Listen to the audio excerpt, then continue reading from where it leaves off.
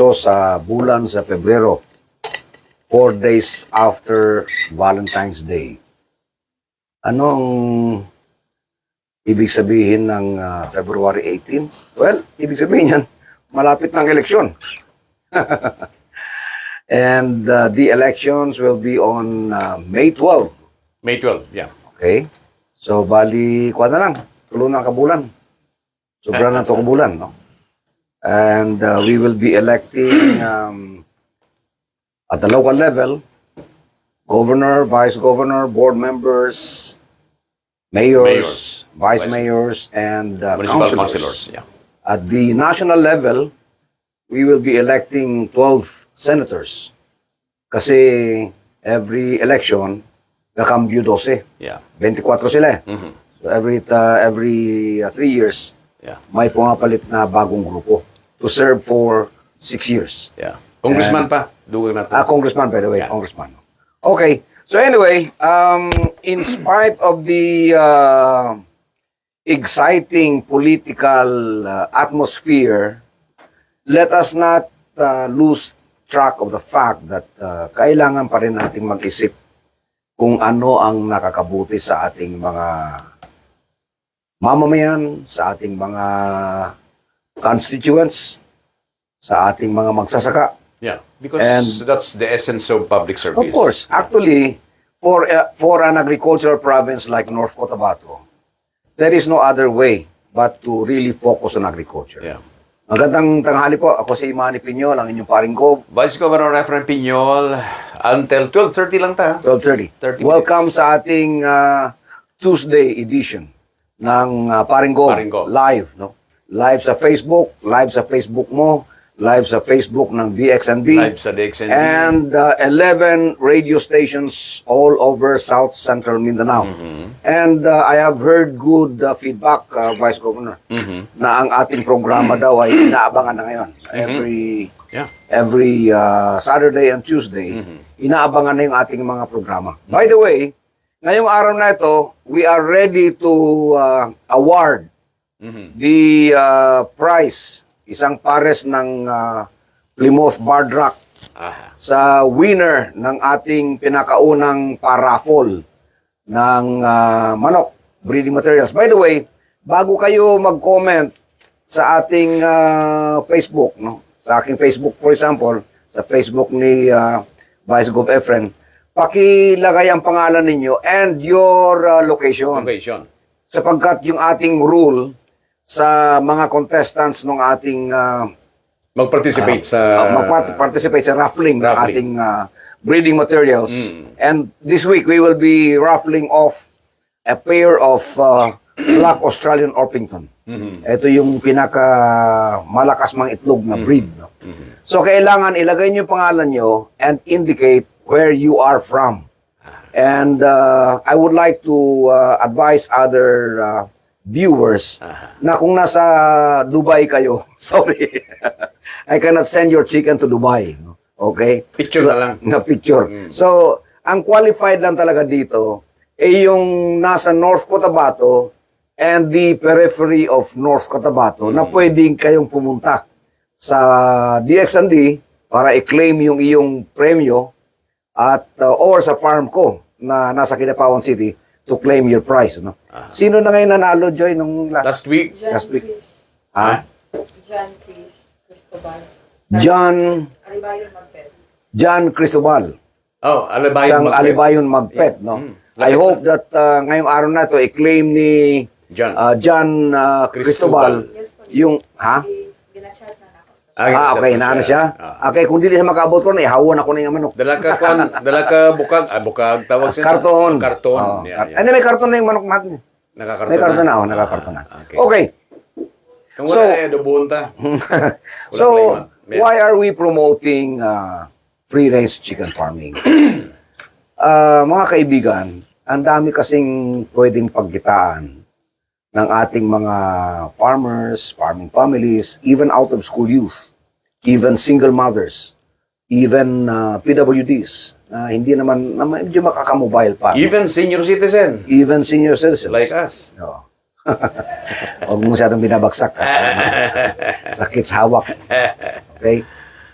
tulad ng pag-aalaga ng manok o free-range chicken.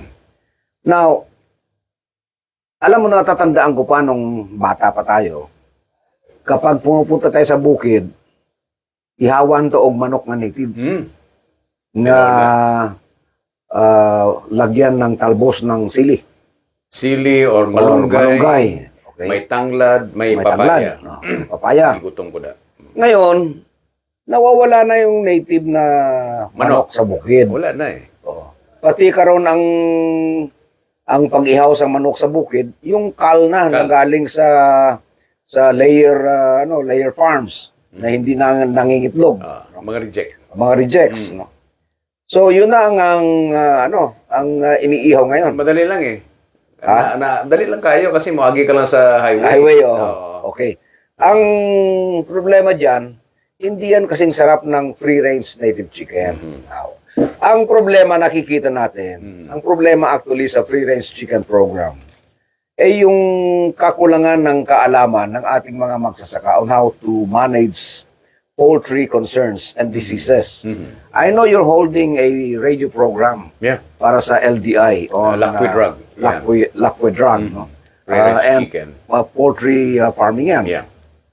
So can you share with us ano ang main concerns ng mga poultry farmers? Ang basic daton nga himuon siguro dira is of course basic lang naman, hindi naman masyadong malalim ang technology sina, no? Hygiene siyempre. Dapat limpyo. Limpyo ang palibot. Dapat ang lugar nga butangan ninyo sang manok hindi mag-stagnate ang tubig. tubig. Ibig sabihin medyo rolling ng konti, maganda. Medyo na-incline ng konti. Yeah. Para pag ulan, madagayday lang ang tubig, no? Bababa ang tubig at hindi pipirmi sa isang area. Because manok basically are domestic birds yan eh. Ang by nature, no? Yeah, of So hindi course. man gusto magmanok sang tubigon, hindi man nabibi. Of course. Of course, di ba? Okay. So ikaduha, dapat healthy ang mga stocks mo always, no?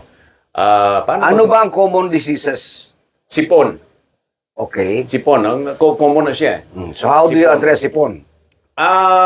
Ang sipon maiwasan na siya kung may bakuna kita, no? Pero seldom sa mga barangay nagbakuna, nag-administer sa bakuna eh, Okay. no? So yan ang pinakamalaking Coryza. problema actually. Yeah. Coryza, NCD, maski Fowlpox o Kalunggo. Fowlpox, kalunggo. The moment na hindi kayo nag-immunize, kasi present na itong mga diseases na ito yan. Kapag hindi kayo nag-immunize at tinamaan kayo ng NCD for example, yan yung duyong na tinatawag nila. O aratay, sa Ilonggo. Sa Ilonggo. Pag maigo ka mo sa aratay, ubos din ang Ubos. manok ninyo. Ubuson nga mo, pati silingan nyo. Pati silingan. Bilog Tanan, barangay bilog na. nga barangay, ubos. Yeah. So actually, ito yung main cause ng failure sa backyard chicken farming. Because hindi na supervised ng gobyerno itong napaka Simple lang. simple pero importante na livelihood project sa barangay. Can you imagine if one family has 20 hens and 4 roosters and 10 na mga inahinin mangingitlog ng 10 ng itlog na one egg a day, 10. So bali yan pa lang source ng pagkain. At the same time, in 3 to 4 months, pwede ka na mabaligya sa mga lalaking na piso. Yeah. Okay? Yeah. So, napakamahal ngayon ng native chicken. 250 yata ang kilo. Minsan, maabot pa ng 300, depende. Live. Buhi. So, karon ang aton programa is to reintroduce free-range chicken farming. Pero dapat ang ating breed na i-introduce ay yung improved breed na, which is a hybrid ng Oriental, tawag ng mga Muslim, pauwakan, parawakan, basilan, or hulo. Yun yung binibreed ngayon ng mga kapatid nating mga Bangsamoro. No? Siguro may isa ka punto ako nga dapat siguro ma-emphasize ang orientation, the basic orientation of how to raise this Yeah. free-range So, chicken. the moment ko na inumpisahan natin yung ating free-range chicken farming sa North Cotabato, it will start with an orientation. Orientation.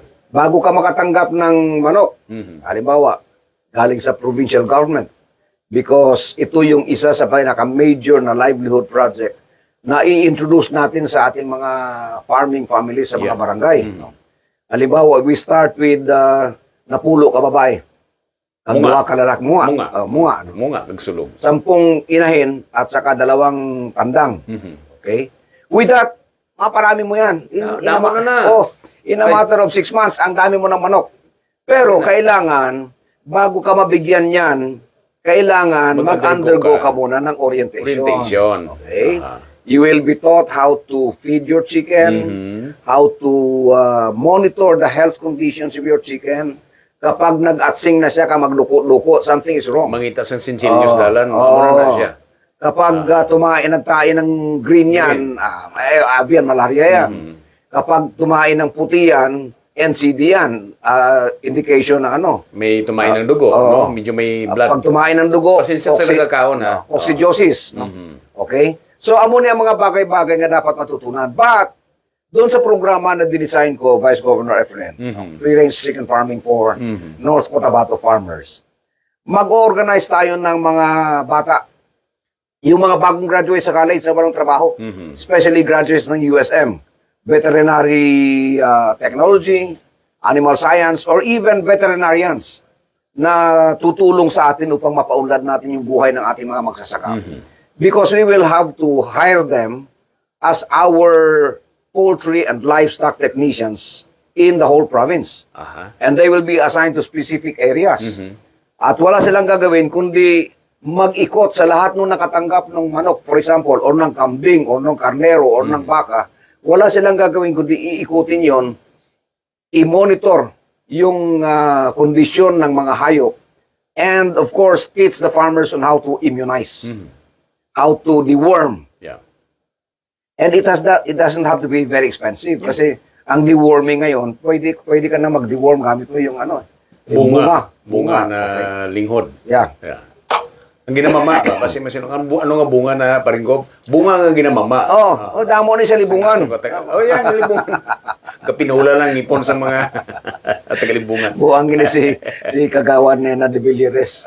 Di ba si Boy De Villeres, dating kapitan sang di pa ko. Aha. Sa niya, itong Valentine's, dito man ko. Niya, amo ni akong gwapa nga bana, pero why ko lips to lips kay mama.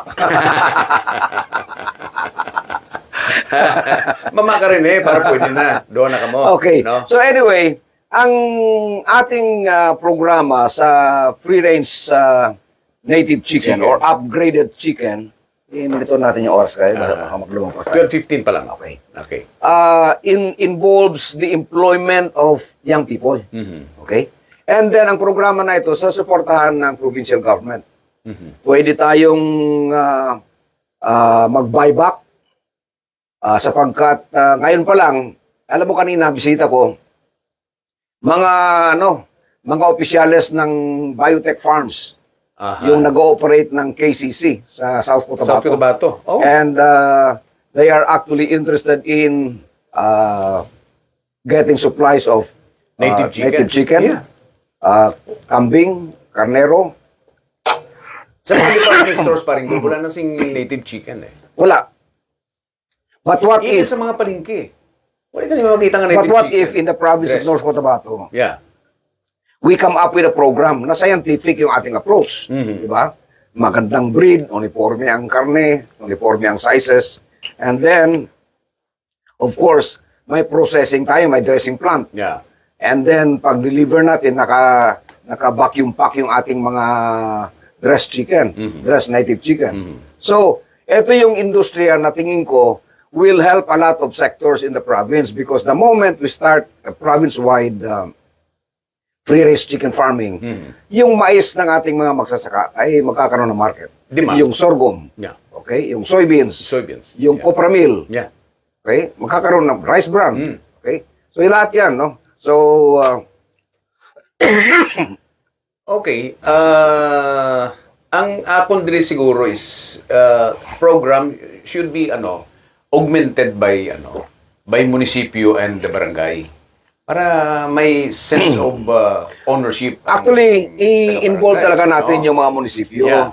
Yung mga mayors will really have to see this project as a way of lifting their people from poverty. Yeah.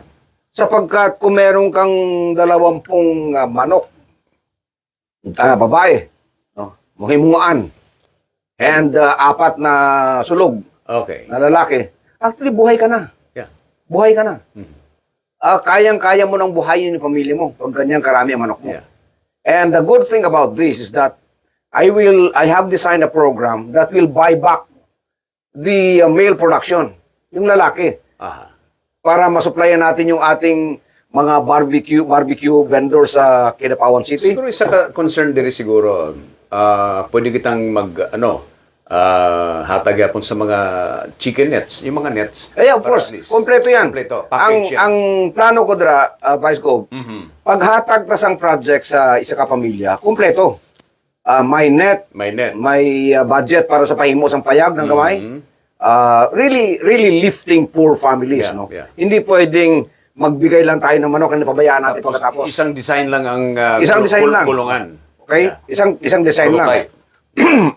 Para uniform, no? And naka-enclose ng net, Yeah, net. no?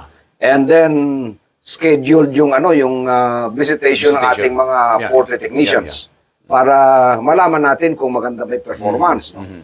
And then siguro kung halimbawa sa isang barangay ay marami sila, we can actually establish incubators. Yeah. Pwedeng Yeah. Pwede. hybrid, solar powered saka kuryente, no? Na incubators para na doon nila i-hatch yung kanilang mga itlog. Mhm. Okay? Kasi may mga mungaan nga hindi na maglumlom. Itlog lang ang itlog. Yeah. Okay. Ah. So anyway, it's 12:18. Jojo, yung Shout out?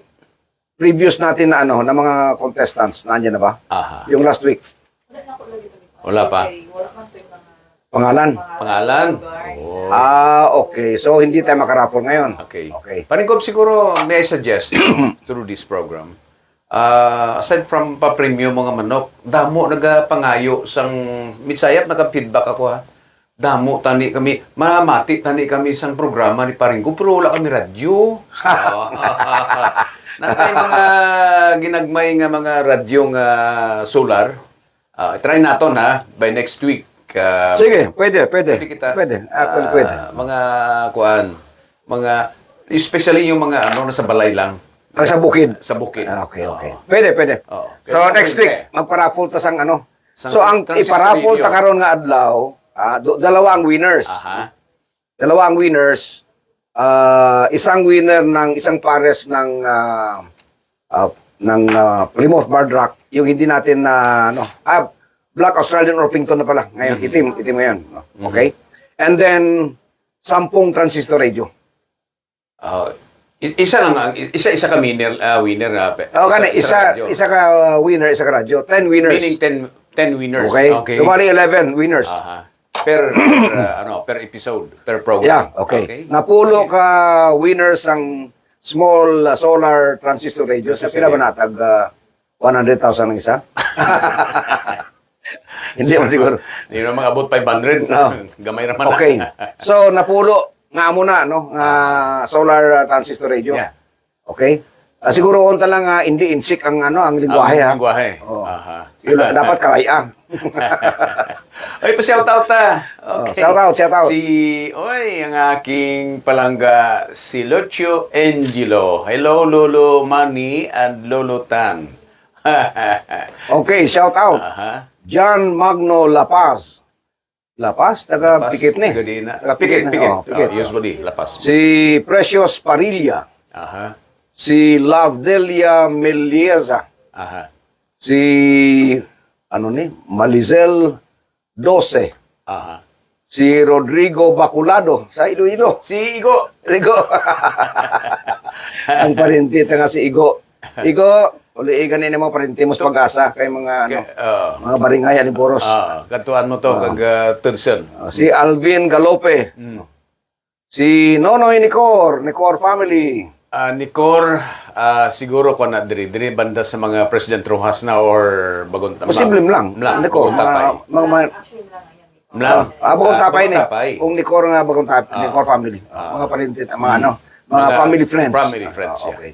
Si Beth Roquero, ang aton paborito nga follower from Hong Kong. Aba. Okay, si aduhan na ni. Beta, si mga senador ta ha, di palipatan. Si Eusebia Magano. Mhm. Si Edgar Bayon Alolesan. o si Manuel Duque. Okay. Ang akong kumpare sa Magpet, si Eisenhower Suruza. Si Risa Chavez Piñano, mama ni Oy, si Georgie Perez. Dito na sa Iloilo. Ano nakataga Perez? Si Georgie Perez. Si Georgie. Okay. Dito sa karon na Mayong Unto, Vice and Gov. Okay. Salamat, Jay. Si Crisanto Manggubat sa Mitsayap, Arlene Flojimon sang Basak Magpet. Oy, Flohimon. Si Flohimon. Si Baser Merbon sang Pikit.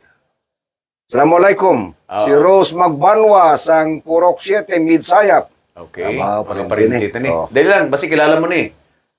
Kilala mo siguro ni. Hindi ko kilala mo. Dr. Erwin Palmones. Ang akong paboritong doktor. Si Manang Bae sa Kidapawan.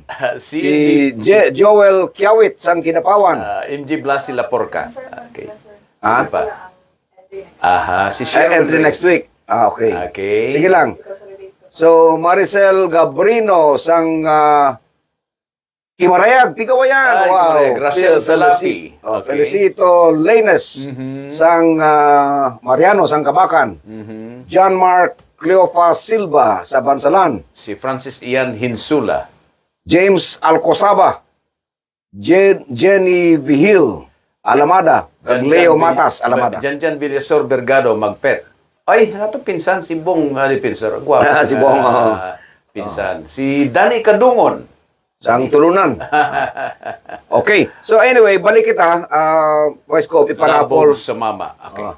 Thank you, Dato. Labog sa mama. Yeah. Mga taga-pikit. Hindi, dyan lang sa, next Capitol, kuwan nanda? Patadon. Patadon. Okay. Oo. Sir, ikaano kayo na naman? Paano mag-claim do mag-appeal sa raffle? Ayun. Paano mag-appeal sa phone? Oo, criteria. Ano yung mga palit ko naton? Okay. Hindi. Yung naka-follow ngayon, i-indicate nyo lang, mag-comment lang kayo, i-indicate nyo kung saang lugar kayo para madali namin ma-identify. Okay? At huwag kayong gumamit ng dummy account. Yeah. Okay? Dapat inyugin. Inyong account dapat. Complete name. Halimbawa, ang pangalan, ang account mo is hindi mo pangalan, you have to indicate your name, your real name, Yeah. at saka kung saan ka. Kay Bada, alias eh. Alias. Yung balis ka So, ng pangalan niya. ang iparaffle natin ngayon will be one pair of Plymouth Bar Rock and 10 units of solar-powered transistor radio. Yeah. Para makapamati ka mo sa, Of course. Para reklamo nyo, hindi ka mo kabati, Sang paringgob nga program. Okay. Okay? So, Sige. balik kita. So, ang target talaga natin, Vice Governor, is to really focus on livelihood, agricultural livelihood projects. No? Yes. Because there is no other way. Mga pinalangga ko taga-Cotabato, wala tasing liwan nga pamaagi para mag-asenso ang ating kinabuhi sa North Cotabato, Yeah. kundi balikan ang agriculture. We cannot go on with programs like panghatag sa tsinela, sapatos, At saka payong. paringgob ang mga recipients hindi na kinahanglan nga i-require naton mag-like and share ha. Of course. Tuod lang.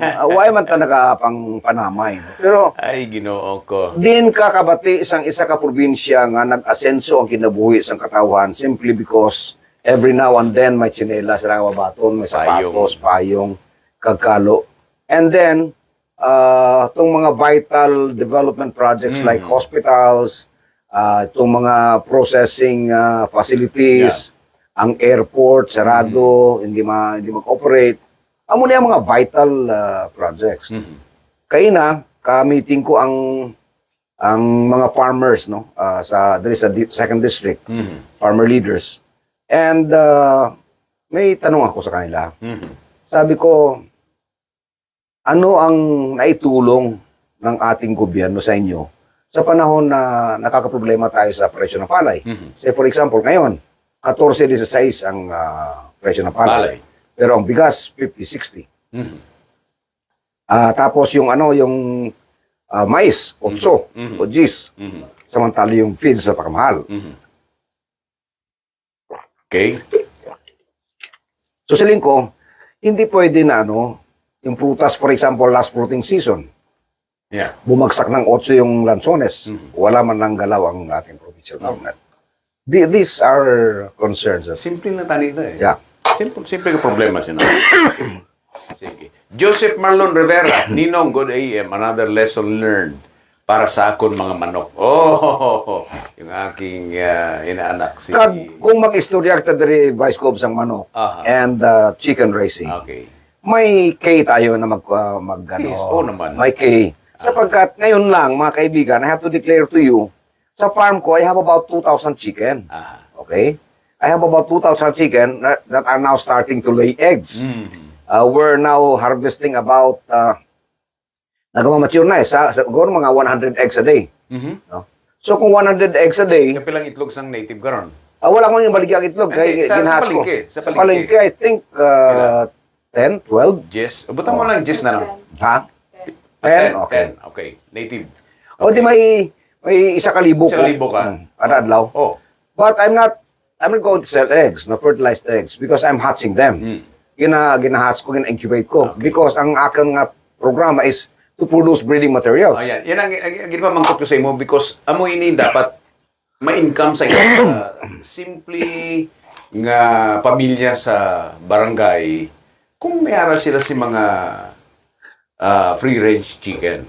To na. Pati sudan. Imagine 1,000 Sudan na lang kung may mga sulog na nga medyo kuing, medyo tiko ang tiil. O di ihawon. Di ba? Ang sudan. Okay. Pangpulutan gihapon. Pwede gapon. Nelson Makasait watching. Eddie Baluma is also watching. Okay. Okay.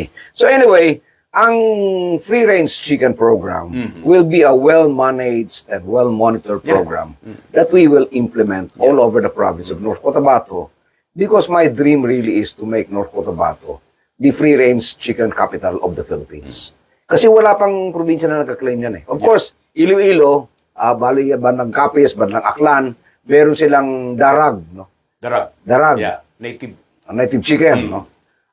Magandang breed yan. Magandang breed kasi talagang endemic sa kanila yan eh.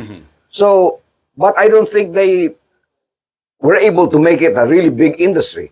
No? Yeah. What I want to happen in North Cotabato is to make free-range chicken farming as a major agricultural industry na hindi lang konting volume, kundi talagang provincial program na makakapag-produce tayo ng talagang by the thousands, by the tons of free-range chicken dressed, naka-vacuum pack, ready for the market. Okay. Parang ko, kabalo mo.